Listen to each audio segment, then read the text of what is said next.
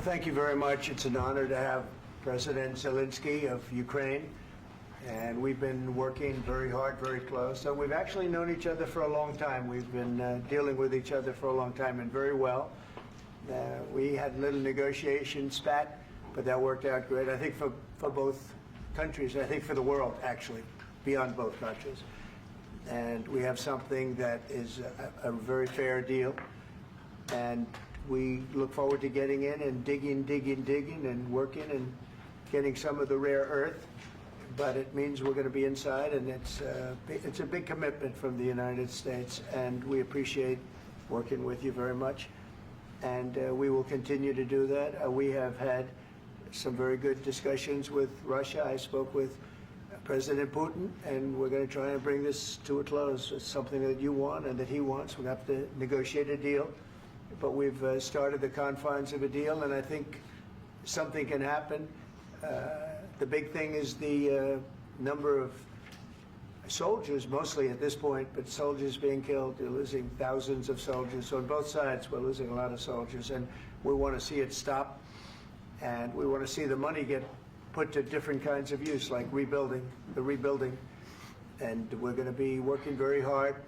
But we've had a lot of very good conversations. I will say until we came along, the Biden administration didn't speak to Russia whatsoever. They didn't speak to anybody. They just allowed this to continue.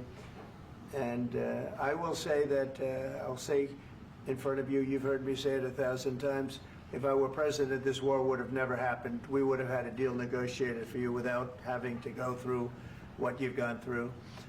But your soldiers have been unbelievably brave. We've given them great equipment, but somebody has to use the equipment. They've been unbelievably brave, and we give them great credit. This was supposed to be over very quickly, and here we are 3 years later. So I give tremendous credit to your generals and your soldiers and yourself in the sense that it's been very hard fighting, very tough fighting. They're great fighters. And you have to be very proud of them from that standpoint. But now we want to get it over with. It's enough, right? We want to get it over with. So it's an honor to have you here. Thank you very much for coming. We're going to sign the agreement at the conference in the East Room in a little while, right after lunch. And we'll be having lunch together. We're also discussing some other things. And we appreciate everybody being here. It's somewhat of an exciting moment, but the really exciting moment is when they stop the shooting and we end up with a deal. And I think we're fairly close to getting that, and an honor to have you. And please, I'd like to say something. Yeah, thank you so much, Mr. President. Thank you for the invitation. And really, I hope that this first document, will be first step to real security guarantees for Ukraine, our people, our children. I really count on it. And of course, we count that America will not stop support. Really, for us, it's very important to support and to continue it. I want to discuss it with details further during our conversation, and of course, the infrastructure or security guarantees.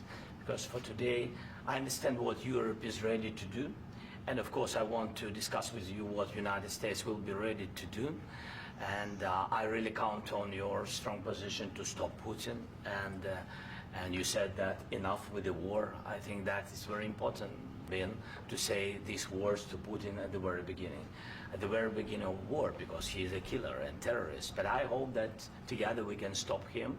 But for us, it's very important to, to save our country, our values, our freedom and democracy, and of course, no compromises with the killer about our territories. But it will be later.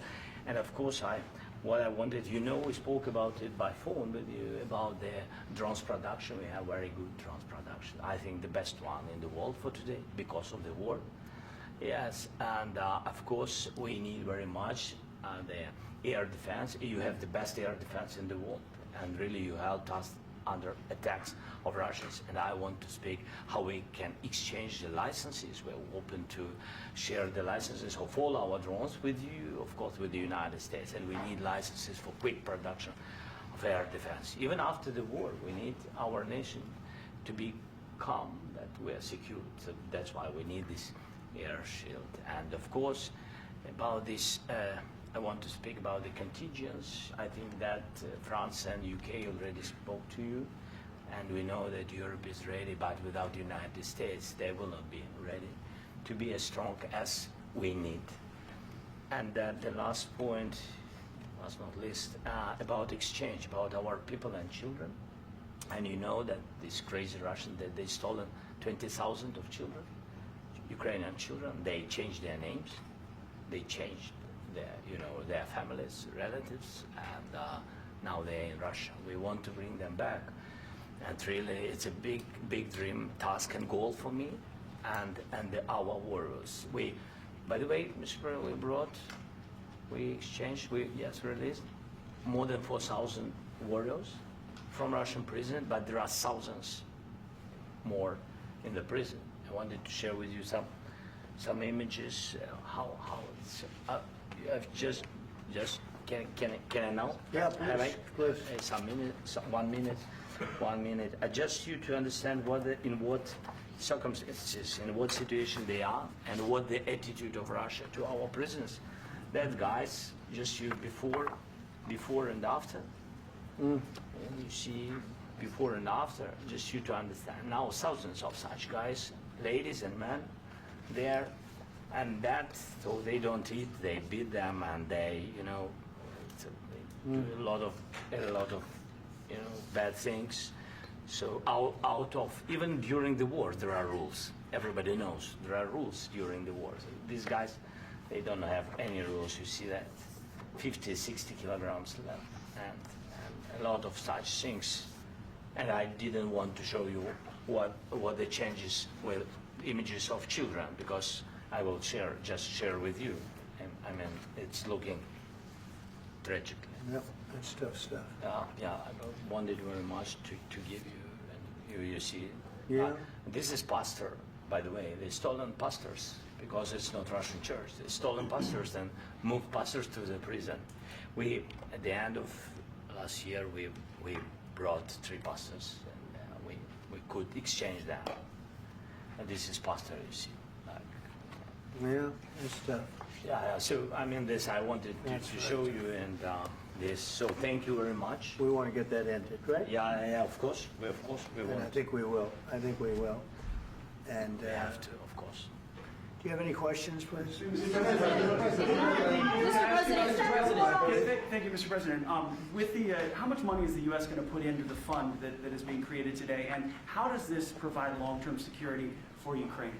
Well, we don't know exactly how much, because we're going to be putting some money in a fund that we're going to get from the raw earth that we're going to be taking and sharing in terms of revenue. So it's going to be a lot of money will be made from the sale and from the use of raw earth. And as you know, our country doesn't have much raw earth. We have a lot of oil and gas, but we don't have a lot of the raw earth.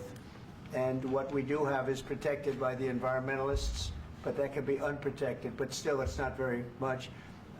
They have among the best in the world in terms of raw earth. So we're going to be using that, using it for all of the things we do, including AI and including weapons and the military, and it's really going to very much satisfy our needs. So it's something that just worked out really well. We have a lot of oil, and we have a lot of gas, we have a lot, but we don't have raw earth. So this has just about every component of the raw earth that we need for computers, for all of the things we do. This puts us in great shape. And on long-term security for Ukraine, how does this provide it? I think they're going to have great luck. I think once we make the agreement, that's going to be 95% of it. They're not going to go back to fighting. I've spoken with President Putin, and I feel very strong. I've known him for a long time, and I feel very strongly that they're very serious about it, and we'll make a deal. And when the deal is made, I don't think, we talk about security. Everyone's talking about the other day, all they talked about was security. I said, let me make the deal first.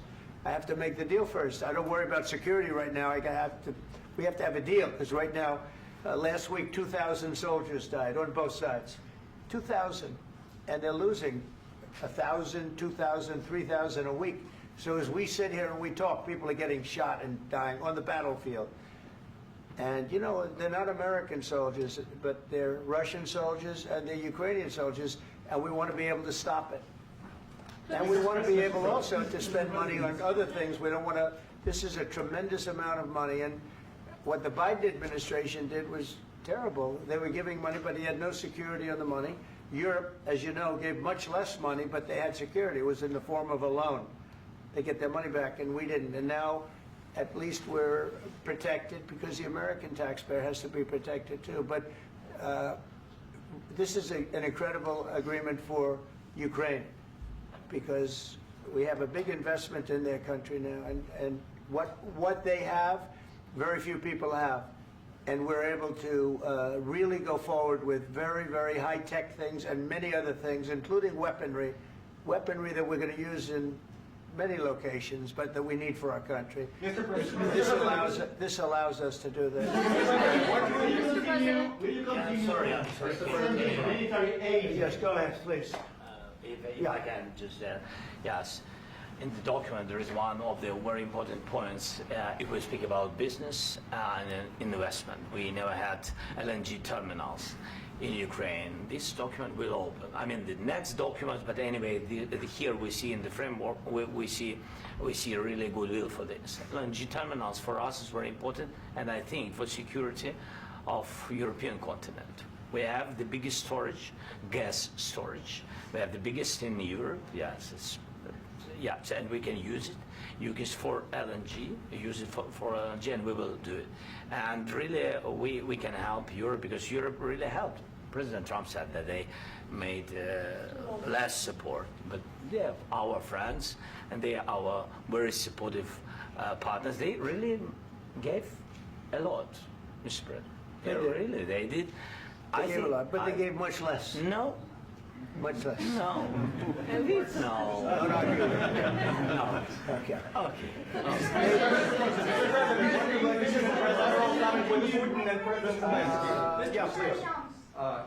Mr. President Trump, you have repeatedly called the deal with Ukraine as a historical one. And as a President of the United States, you make historical decisions in other issues which affect America and other world. So what place in the world history do you want to take? And do you associate yourself with any famous historical figures? Yeah, I'd say George Washington, Abraham Lincoln.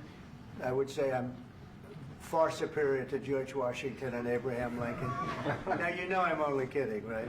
Because when I say that, the fake news is going to go wild. They're going to say he considers himself to be better than Washington. But you never know. You never know.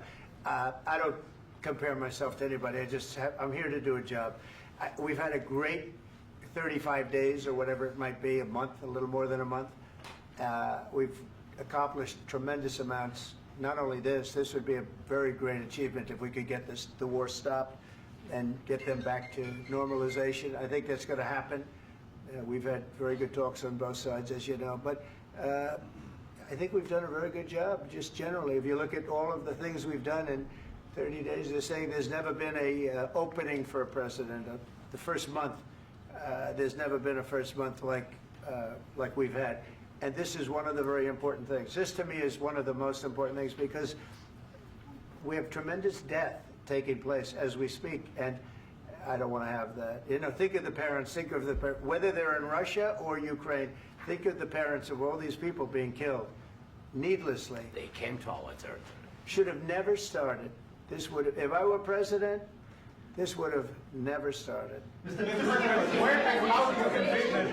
Mr. President, will you continue sending military aid to Ukraine after the U.S. signs this agreement with Ukraine? Yeah, we're going to be continuing. President Zelensky, do you feel like the U.S. is on your side, that President Trump is on your side at this moment? What do you think? He wants to know, do you think that, sort of a stupid question. I guess we wouldn't be here if I wasn't. I think that the United States on our side from the very beginning of occupation, and I think that President Trump on our side, and of course, I'm sure that the United States President will not stop support. This is crucial for us. It's important for us. Yes. And Putin, the president speaks about the people and the soldiers which are dying, but they came to our territory, they came to our land. They began this war, and they have to stop.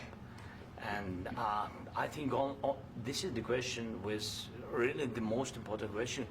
Can President Trump, I hope yes, with some other allies, to stop Putin, withdraw these enemies, our enemy, withdraw these troops from our land? And I think that you asked about the history, I think that if President, or when, he will stop Putin, if President Trump will bring peace to our country, I think he will be on this wall. We've had very, very good talks. What about military aid to Ukraine? President Zelensky just said that there will be no compromises with Vladimir Putin. I just wanted to ask both of you, firstly, are there compromises that you think that President Zelensky is going to have to make? And President Zelensky, is there anything that you might be thinking that you may be able to offer or bring to the table, for example, elections? Thank you. I think you're going to have to always make compromises. You can't do any deals without compromises. So certainly he's going to have to make some compromises, but hopefully they won't be as big as some people think you're going to have to make. That's all. That's all we can do. I'm here as an arbitrator, as a mediator to a certain extent between two parties that have been very hostile, to put it mildly. They've been very hostile. There's been a vicious war. There's been a vicious war. You know, it's a very level battlefield, and those bullets go out, and as I've said many times, we were talking about it with Pete, many times the only thing stopping those bullets is a human body. And in the case we're talking about, generally young human bodies are stopping a lot of bullets. It's dead level. That's why it's great farmland. It's great land. It's great farmland, but there's very little protection against the bullets that are being, and other things that are being shot. So all I can do is see if I can get everybody at the table and get an agreement. And I think we're going to end up with an agreement. Otherwise, I wouldn't probably be even here today. Mr. President, I've got two questions for you. You think ultimately your legacy will be the peacemaker and not the president that led this country into another war and ended foreign wars? And I've got a question. I hope it will. I mean, I hope I'm going to be remembered as a peacemaker. This would be a great thing if we could do this. I'm doing this to save lives more than anything else. Second is to save a lot of money, but I consider that to be far less important. So I hope I'm going to, thank you, Brian, for that question. It was a nice question. I hope I'll be known and recognized as a peacemaker. This would be a great thing to solve. This is a very dangerous situation. You know, this could lead to a third world war. This was headed in the wrong direction. If this election were lost, if we didn't win this election, and we won it by a lot, that was a mandate. We won every swing state. We won the popular vote by millions and millions of votes. We won everything. The districts, you look at the areas of red, take a look at a map. This was a big mandate, and this was one of the things I said, we're going to get this thing settled. If we didn't win, I think this could have very well ended up in a third world war, and that would not have been a good situation. What was your second question? And my second question for President Zelensky, why don't you wear a suit? You're at the highest, why don't you wear a suit? You're at the highest level in this country's office, and you refuse to wear a suit. Just want to see people, do you own a suit? Yeah, problems. A lot of Americans have problems with you not Really? respecting the dignity of this office. I will wear a costume after this war will finish. Okay. Yes, maybe one. Maybe something like this. Something like Yes, yours. sir. Yes. That'd be great. Maybe something better. I don't know. We will see. Maybe something cheaper than. Yeah. Thank you. Thank you. President Trump. Thank you, President Trump. You said yesterday that you have. Are you going to send more arms to Ukraine in case there's no peace? Yeah, we're going to have arms to Ukraine, yeah, sure. Hopefully I won't have to send very much, because hopefully we're going to have it finished. We're looking forward to finishing this quickly. We're not looking forward to sending a lot of arms. We're looking forward to getting the war finished so we can do other things. But we very much appreciate the agreement, because we needed what they had, and we're treating, you know, our country is now treated fairly. Biden didn't do that. He didn't know what the hell he was doing. This should have never happened. This should have never started. But, you know, sure, the answer is yes, but hopefully we won't have to send much because I'm looking forward to getting it done quickly, very quickly. Does that mean you'll provide security guarantees, Mr. President? I don't want to talk about security yet because I want to get the deal done. You know, you fall into the same trap like everybody else. A million times you say it over and over. I want to get the deal done. Security is so easy. That's about 2% of the problem. I'm not worried about security. I'm worried about getting the deal done. The security is the easy part. Security is very nice. Everybody stopped shooting. And now will Europe put people there? I know France is going to. I know the UK is going to. I know other countries are going to, and they happen to be right next door.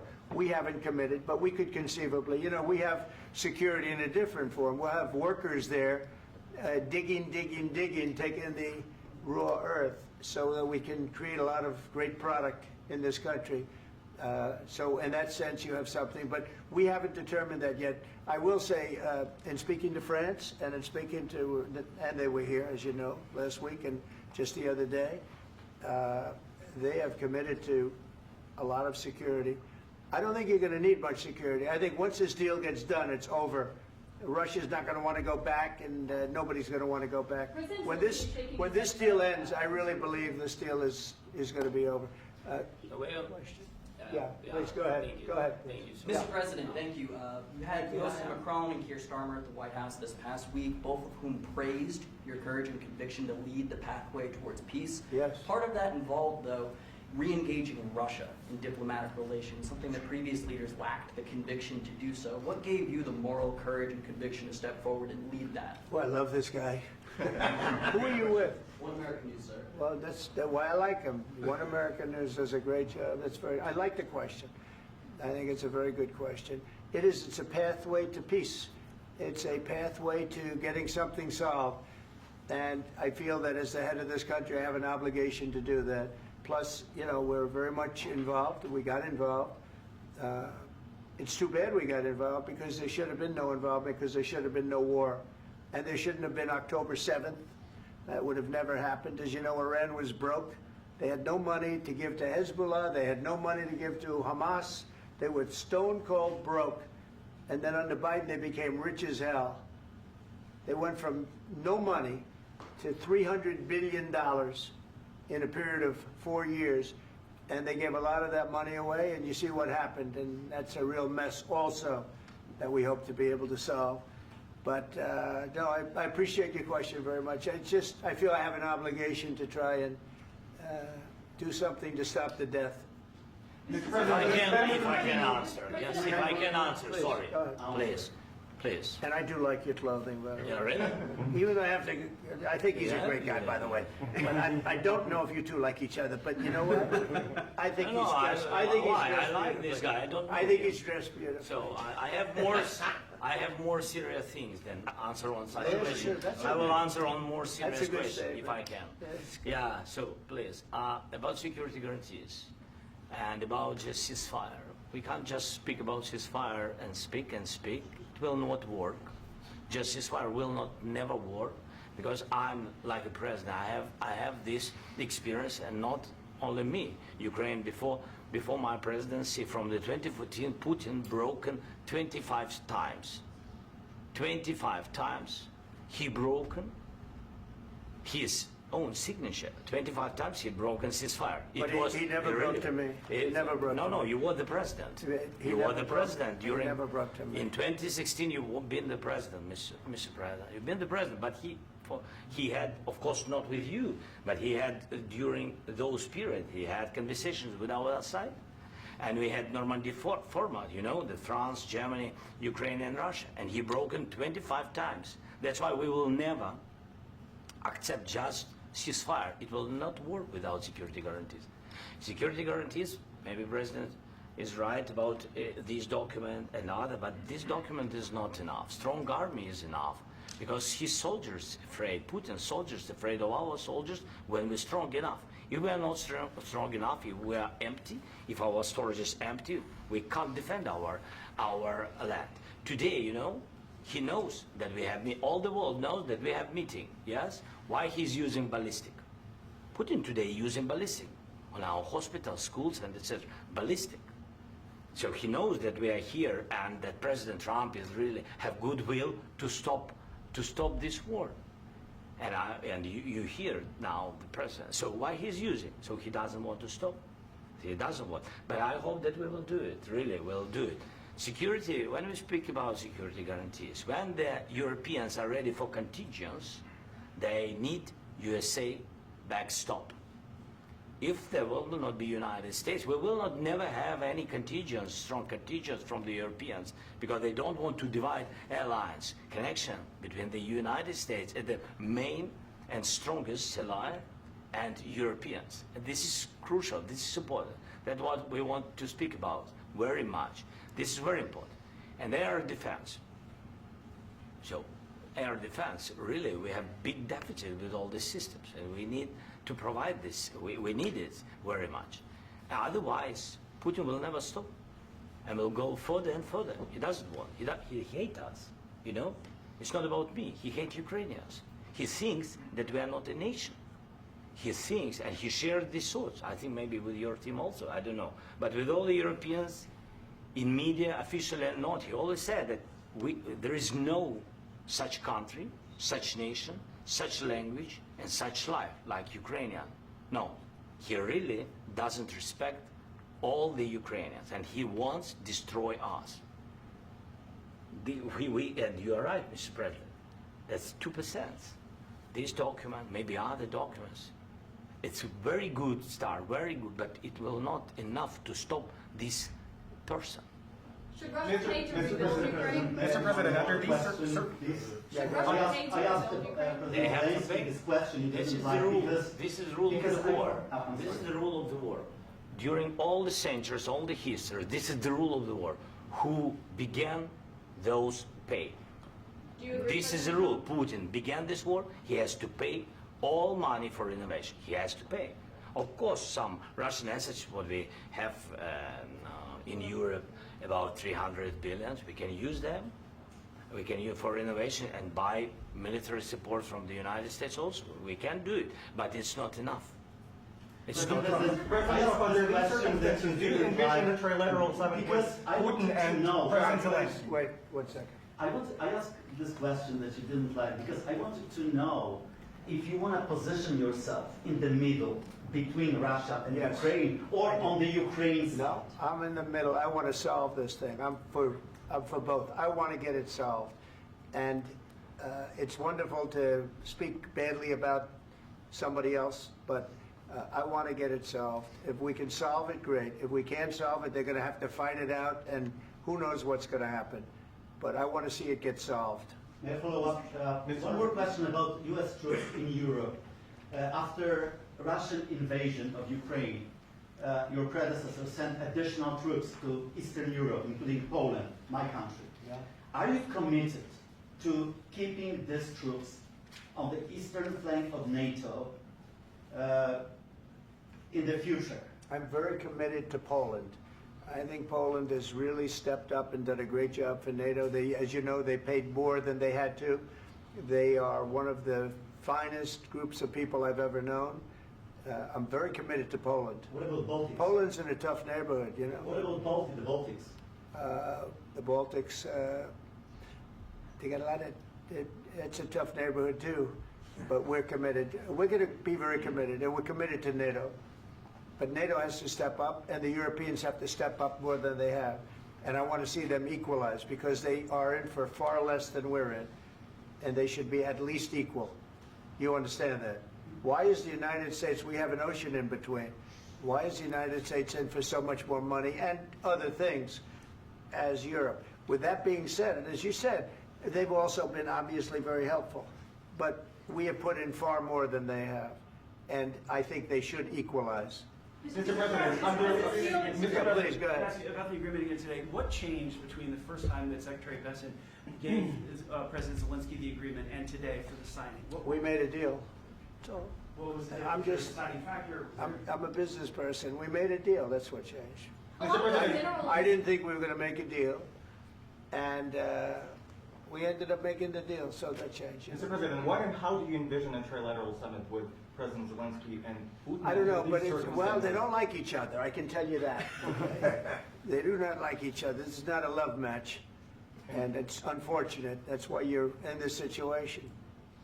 The United States should not have allowed this to happen, okay? The United States, run by a man that didn't know much, I'm going to be very nice, run by an incompetent person, very incompetent person, should never have allowed this to happen. I've stopped wars. I've stopped many wars. My people will tell you, I stopped wars that nobody ever heard about. I stopped wars before they ever started. You can look at some of, I could give you a lot of nations that would tell you right now they were probably going to war. I could tell you right now there's a nation thinking about going to war on something that nobody in this room has ever even heard about. Two smaller nations, but big, still big. And I think I've stopped it. But this should have never happened. Mr. President. Sorry, just a second. About any negotiations. First of all, I want really to tell you, and I think that everybody understands that Ukraine, more than Ukrainians, nobody wants to stop this war. But at the future, any negotiations, it's understandable that two sides of the war, not Russia and the United States, because this is not the war between Russia and the United States. This is war of Russia against Ukraine and Ukrainian people. So these two sides will be at the anyway will be at the negotiation table. Then of course United States, like the strongest partner of the Ukraine, and of course Europe. I think Europe is very important. I want to speak about it with the president. Yes, Europe is very important for us because we really defend Europe for today. All Europeans really recognize that we are defending the line, and they have real life, and our people are dying. That's why they helped us. And also, it's about the need. Yes, between, like the president said, you have big, nice ocean. Yes, between us. But if we will not stay, Russia will go further to Baltics and to Poland, by the way. But first to the Baltics. It's understandable for them because they've been in the USSR. You know, they've been one of the republics of the USSR, and Putin wants to bring them back to his empire. It's a fact. And when he will go there, if we will not stay, you will fight. Your American soldiers, it doesn't matter, do you have ocean or not, your soldiers will fight. Mr. President, would you be willing to visit Ukraine, maybe Kiev or Odessa, which is going to be at the Riviera or Black Sea? It was my question. I'm sorry. I don't want to talk about Odessa now. Let's not talk about Odessa. I want to talk about making a deal, getting peace. We don't have to talk about Odessa, but a lot of cities have been destroyed. A lot of cities that are not recognizable. There's not a building standing. No. And a lot of things have to happen. You have to come and to look. No. We have very good cities. Yes, a lot of things have been destroyed, but mostly cities alive, and people work, and children go to school. Sometimes it's very difficult. Sometimes closer to front line, children have to go to underground schools or online, but we live. Ukraine is fighting, and Ukraine lives. This is very important. And maybe it's Putin is sharing this information that he destroyed us. No, he lost 700,000 people, 700,000 soldiers. He lost everything. Yes. So, Mr. President, one more. I mentioned Poland. Please, go ahead. When did you last speak with President Putin, and what did he say that? A couple of days ago. And what did he tell you that gave you the assurance that he wanted peace? Well, that's what I do. My whole life is deals. I know pretty good. And I've known him for a long time. I've dealt with him for a long time. He had to suffer through the Russia hoax. You know, Russia was a hoax. It was all Biden. It was nothing to do with him. So he had to suffer through that, and he was able to do that. I think that he wants to make a deal, and he'd like to see it end.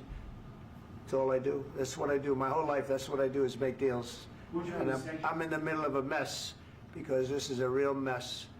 It's a very dangerous one. If this doesn't get solved now, it's not going to get solved for a long time. So I hope we're going to get it solved. In the back, please. Thank you, Mr. President. Prime Minister Starmer claimed repeatedly that his government believes in free speech and was not engaged in censorship. But his country's government arrests people for memes and thought crimes, and even more worrisome is pressuring American companies to censor Americans on its behalf.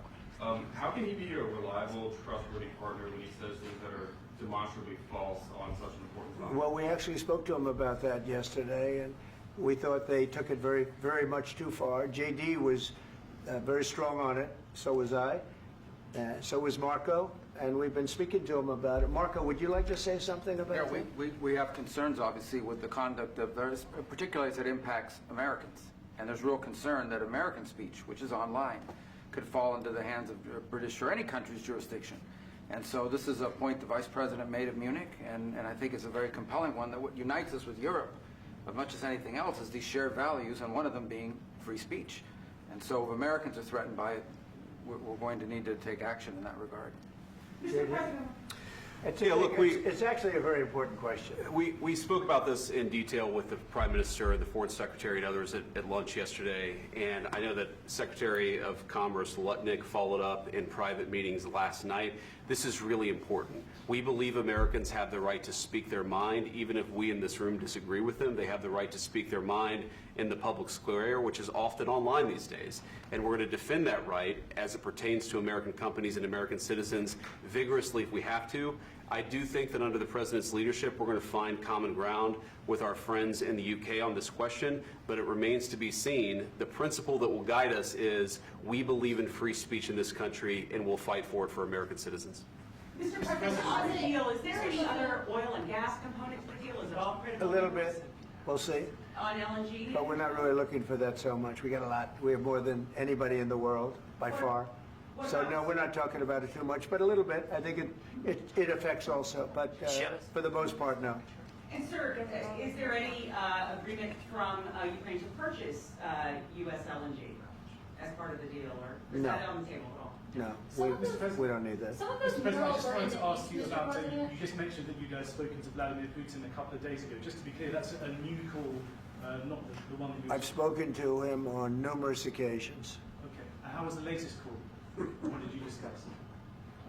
How did it go? Are you serious with that question? I am, I'd love to know. It went well. I think we're going to have a deal. On the minerals deal, Mr. President, some of those minerals are in the east of Ukraine, not far from the front lines and in areas that Russia has occupied.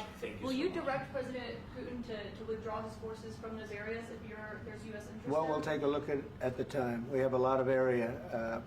It's a very big area we're talking about, so we'll take a look. I'll study that and I'll see. And who would protect those minerals if they are U.S. interest? Would that be Ukrainian forces? They'll be protected. The agreement will protect them. U.S. The agreement, yeah, we're signing an agreement. You know? Right, but what if Russia tries to invade or there's Russian aggression in those spots? I just told you, I don't think that's going to happen. And if that were going to happen, I wouldn't make a deal. If I thought that was going to happen, I wouldn't make a deal. Some people may wonder why. You know, they ought to focus on CNN on survival, not asking me these ridiculous questions. Focus on surviving, because CNN's got such low ratings. I don't think they're going to survive. Let's go. Please go. I already mentioned Poland. Poland was under Russian control for decades after the Second World War. When I was a kid, I looked at the United States not only as a most powerful country, richest country in the world, the country that has great music, great movies, great muscle cars, but also as a force for good. And now I'm talking with my friends in Poland, and they are worried that you align yourself too much with Putin. What's your message for them? Well, if I didn't align myself with both of them, you'd never have a deal. You want me to say really terrible things about Putin and then say, "Hi, Vladimir, how are we doing on the deal?" That doesn't work that way. I'm not aligned with Putin. I'm not aligned with anybody. I'm aligned with the United States of America and for the good of the world. I'm aligned with the world, and I want to get this thing over with. You see the hatred he's got for Putin. It's very tough for me to make a deal with that kind of hate. He's got tremendous hatred, and I understand that, but I can tell you the other side isn't exactly in love with, him either. So it's not a question of alignment. I'm aligned with the world. I want to get the thing set. I'm aligned with Europe. I want to see if we can get this thing done. You want me to be tough? I could be tougher than any human being you've ever seen. I'd be so tough. But you're never going to get a deal that way, so that's the way it goes. All right, one more question. Hey, I want to respond to this. So look, for 4 years in the United States of America, we had a president who stood up at press conferences and talked tough about Vladimir Putin, and then Putin invaded Ukraine and destroyed a significant chunk of the country. The path to peace and the path to prosperity is maybe engaging in diplomacy. We tried the pathway of Joe Biden of thumping our chest and pretending that the President of the United States' words mattered more than the President of the United States' actions. What makes America a good country is America engaging in diplomacy. That's what President Trump is doing. Can I ask you? Sure. Yeah? Yeah. Okay. So he occupied our parts, big parts of Ukraine, part of East and Crimea. So he occupied it on 2014. So during a lot of years, so I'm not speaking about just Biden, but those time was Obama, then President Obama, then President Trump, then President Biden, now President Trump, and God bless, now President Trump will stop him. But during 2014, nobody stopped him. He just occupied and took. He killed people. You know what the contact line? 2015. 2014 2014. and 2014. 2014. Yeah. So I was not here. Yeah, but that's exactly right. Yes, but during 2014 till 2022, yeah, the situation the same. The people are been dying on the contact line. Nobody stopped him. You know that we had conversations with him, a lot of conversations, my bilateral conversation, and we signed with him. Me, like a new president.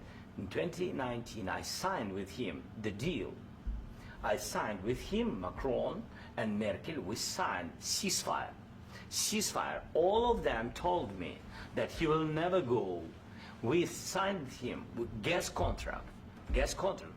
Yes, but after that, he broken this ceasefire. He killed our people and he didn't exchange prisoners. We signed the exchange of prisoners, but he didn't do it. What kind of diplomacy, JD, you are speaking about? What do you mean? I'm talking about the kind of diplomacy that's going to end the destruction of your country. Yes, but if you Mr. President, with respect, I think it's disrespectful for you to come into the Oval Office and try to litigate this in front of the American media. Right now, you guys are going around and forcing conscripts to the front lines because you have manpower problems. You should be thanking the President for trying to bring it into this conflict. Have you ever been to Ukraine that you say what problems we have? I have been to. Count once. I've actually watched and seen the stories, and I know what happens is you bring people, you bring them on a propaganda tour, Mr. President. Do you disagree that you've had problems bringing people into your military? And do you think that it's respectful to come to the Oval Office of the United States of America and attack the administration that is trying to prevent the destruction of your country?